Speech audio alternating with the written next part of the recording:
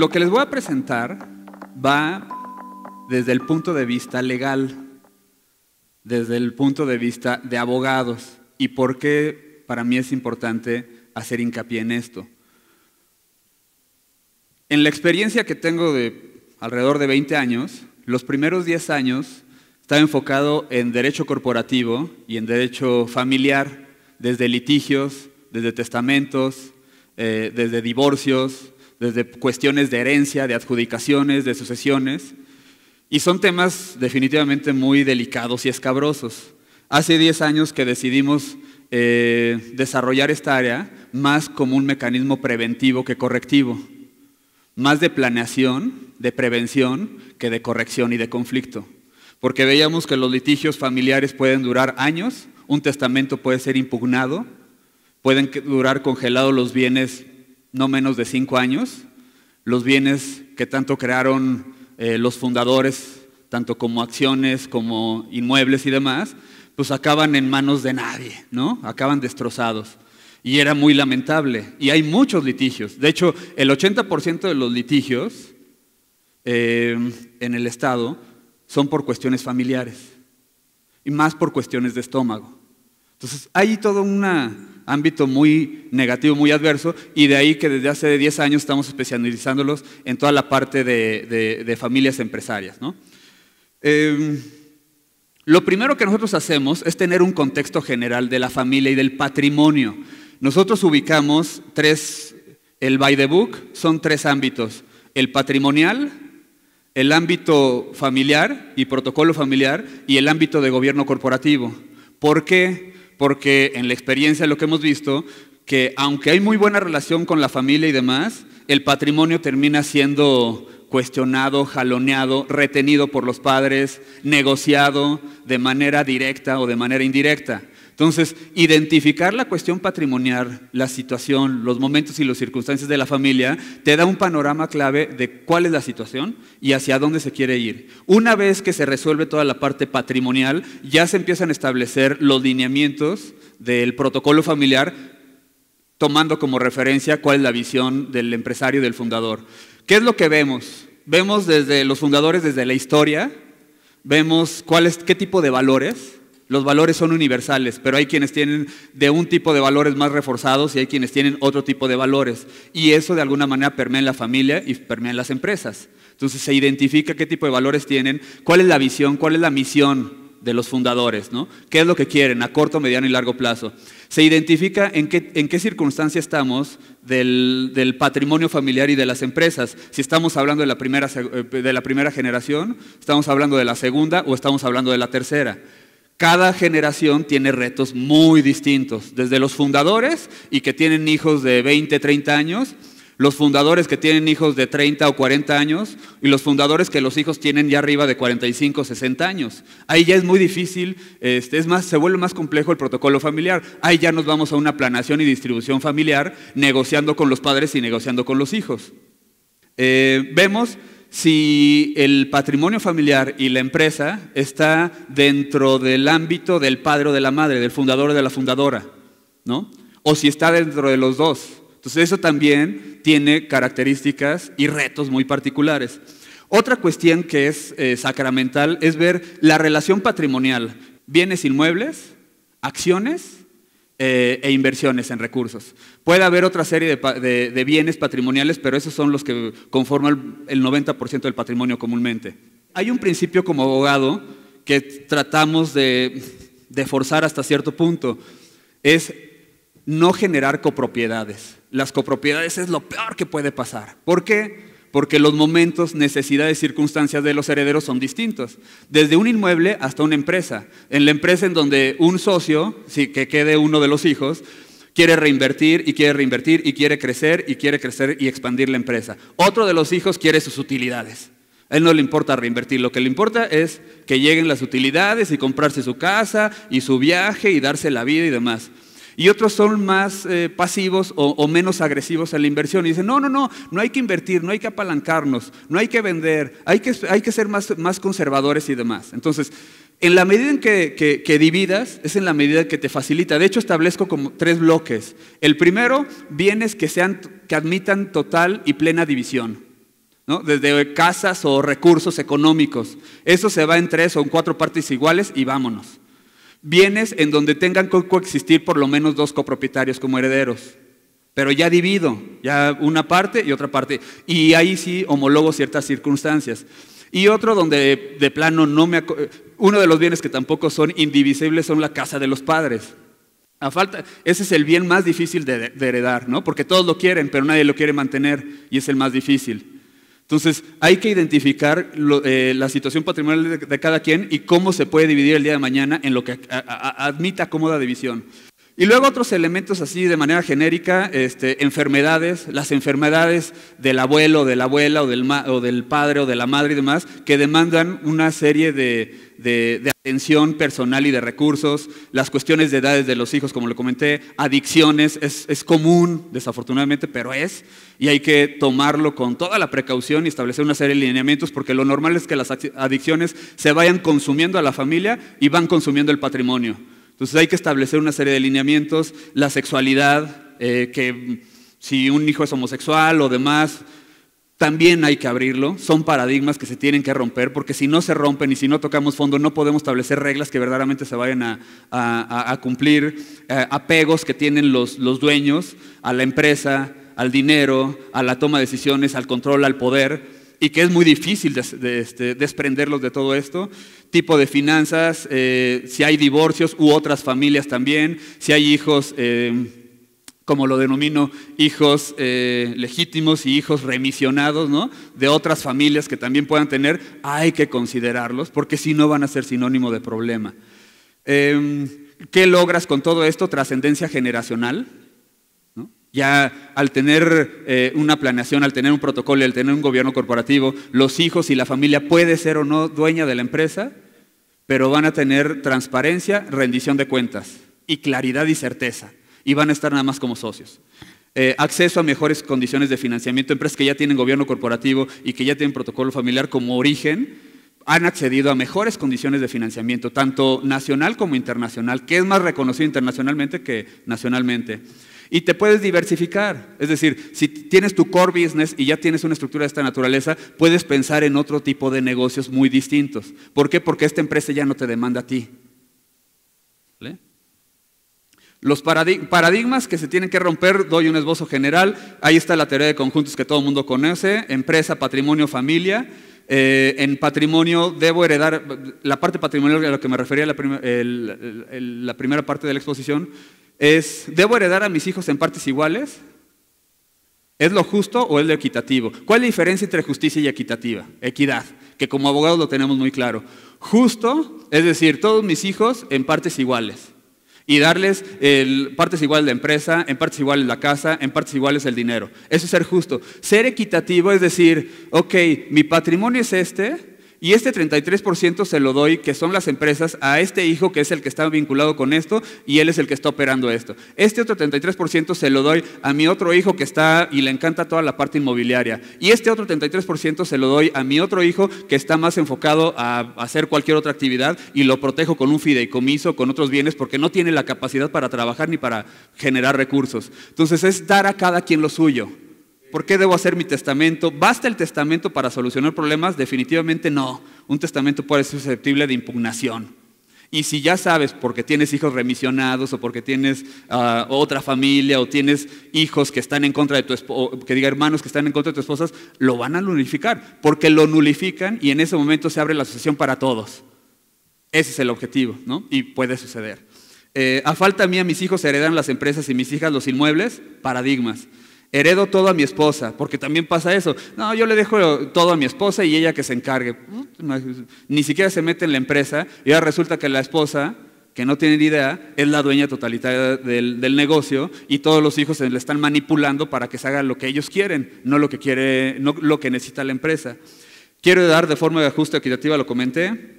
Gobierno corporativo lo comento más adelante. En el protocolo familiar, que también ya lo expuso Jesús y de una manera muy puntual, todos mis hijos deben trabajar no en las empresas. Debo permitir que mis yernos y nueras trabajen dentro de las empresas. Quisiera que mis hijos trabajen en un área de la empresa que considero es la mejor. he preguntado a mis hijos a qué se quieren dedicar. Son paradigmas. Y lo que me cuestionan, oye Alejandro, ¿esto es lo correcto o esto es lo correcto? Lo correcto es que sea un acuerdo entre la familia y que se respeten las reglas. Mientras existe un acuerdo y existan reglas, a respetarlas. Y no es que puedan o no trabajar los yernos o las nueras o la familia de mi esposa y demás. No, el punto es que si es una anarquía y si no hay reglas y si no hay límites y demás, pues es un caos, ¿no? Como lo pongas. Entonces, no, a mí no me gusta casarme con ciertos lineamientos, que sí hay cierta generalidad y que ayuda. ¿Cuál es la tendencia? Que sí o que no, la generalidad. Pero ahí, en tanto se logre un acuerdo y se respete, hay apertura. Paradigmas del gobierno corporativo. Me gustaría seguir controlando mis empresas como lo he hecho toda la vida, aun y cuando hemos crecido de manera sustancial. ¿Es posible? Cuando empezaste el negocio hace 15, 20, 30 o 40 años, eras todólogo, ¿no? Era el que administraba, era el que firmaba los cheques, el que iba con el cliente, el que se metía a arreglar la máquina, el que se metía a producción. Ahorita no puedes, no se puede ser omnipresente. Es imposible. Con toda la vorágine y con toda la rapidez con la que se mueve la competencia, el negocio, el proveedor, el cliente, las transferencias, todo, es muy difícil que estés en todo. Entonces tienes que saber delegar. Me gustaría ir cada vez menos a la empresa, pero seguir controlando lo que sucede en ella. ¿Cómo lo puedo lograr? ¿Es factible o no? ¿Qué decisiones a nivel estratégico y de prevención de riesgos tomo en función de los resultados financieros? La parte de información financiera, lo comentaba, es otro tema. No hay cultura ni de elaborar la información financiera ni de leer la información financiera. No puedo concebir un consejo, en donde he estado en otras empresas que vamos a iniciar, que estén teniendo sesiones de consejo sin que la información financiera sea veraz y oportuna. ¿Por qué? Porque en otras ocasiones se cierra una línea de producción o se cancela el pedido con un cliente o se hace compra inadecuada o cierras un punto de venta. La información financiera es la que te da la verdadera lectura y entendimiento del comportamiento de tu empresa. ¿Qué es una definición de gobierno corporativo? Que es un poco complejo que se logre transmitir de una manera correcta. Este círculo es la mejor forma en que lo trato de transmitir. Dice, el gobierno corporativo abarca un conjunto de relaciones entre la administración de la empresa, considerando a la administración como toda la parte de direcciones y gerencias, tanto operativas, administrativas y demás. Con su consejo de administración, la gobernabilidad de una empresa o de un negocio parte del consejo de administración, no de los socios. Parte del consejo, es quien tiene la verdadera función. Sus accionistas en la parte de arriba y otras partes interesadas, que son los denominados stakeholders. ¿Quiénes son las otras partes interesadas? Autoridades, el socio principal que es el SAT y demás, la competencia, la sociedad en general, clientes. ¿Y quiénes son los más importantes? Proveedores, clientes y entidades financieras. Entonces, el consejo, y por eso realmente no hay una cultura de gobierno corporativo. ¿Por qué? Porque no hay una claridad de cuál es el órgano de gobierno que está identificando el rumbo estratégico, definiendo los objetivos, identificando los riesgos y cumpliéndolos. Normalmente están como directores y toman más decisiones como directores, y son roles muy distintos, ¿no? Estadísticas y apreciación de gobierno corporativo. Hasta 70% de las empresas muestran beneficios tangibles con gobierno corporativo. 67% de las empresas mejoran sus costos financieros. 44% de las empresas recibieron retornos de inversión sin esperarlos. 25% de las empresas desconocen su margen de utilidad real. Ahora, la pregunta típica, oye, pero es que yo soy una empresa, nada más somos como 30, 40 y demás tengo. Sí. ¿Por qué? Porque requieres un rumbo estratégico, requieres objetivos, requieres control de riesgos, requieres visualizar al cliente, al proveedor y a todos los demás stakeholders. Entonces, todo negocio requiere, en mayor o menor medida. Desde mi punto de vista, un gobierno corporativo, el que es el más complejo, es donde está toda la parte de producción. Mientras más, ¿por qué? Porque es control de todo esto. Luego, desde mi punto de vista, sigue lo que es una comercializadora y ya lo que es más light, una prestadora de servicios. Entonces, el gobierno corporativo sí puede ser más robusto en una empresa que es de producción, menos que es una comercializadora y menos que es en una empresa de servicios. Nosotros en nuestro despacho somos como 30 y sí tenemos nuestro gobierno corporativo. Beneficios del gobierno corporativo, de entrada, trascendencia del patrimonio. ¿Por qué? Porque ya la empresa está estructurada a prueba de los dueños, a prueba de la familia, a prueba de los conflictos familiares.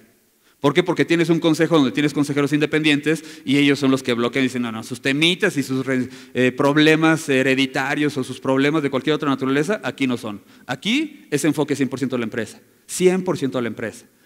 Elemento clave para elevar el crecimiento, para un crecimiento empresarial estructurado. Incorpora en la compañía de manera ordenada nuevas generaciones.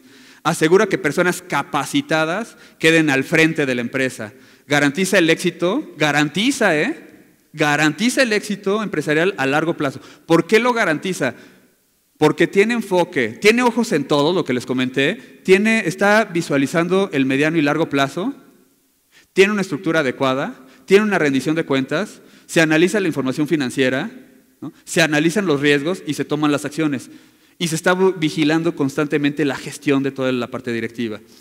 Actuar tradicional y empresarial, ¿qué es lo que identifico cuando diagnostico una empresa? Se va mayormente inercial, ¿no? Se crean los cargos en función de las personas, no hay una identificación de los roles como accionistas, como consejeros. Desde ahí es el primer conflicto de interés. Cuando empieza el negocio, el fundador ve el negocio más como una cuestión de proveer a él y a la familia. Y lo siguen viendo a lo largo del tiempo así. Llega un momento en que ya no puede verse de esa manera, ya se ve como un ente independiente, como un hijo mayor, como comentaban, con independencia y necesidades distintas a las que yo tenía. Entonces, el crecimiento te lo genera así. Estrategia fiscal, su única estrategia es la fiscal. Matiz o maquillaje de la información financiera, no cultura sustentabilidad, evasión, corrupción, competencia de precios, control del coeficiente. Todo es controlar el coeficiente para no pagar impuestos el próximo año. Ese es el enfoque de la tradicional. ¿Cuál es el actuar más empresarial? Modelo de negocio y plan de negocios bien definido. Y eso es lo que vas a estar evaluando en una junta de consejo, de manera mensual, bimestral o trimestral, dependiendo de las condiciones.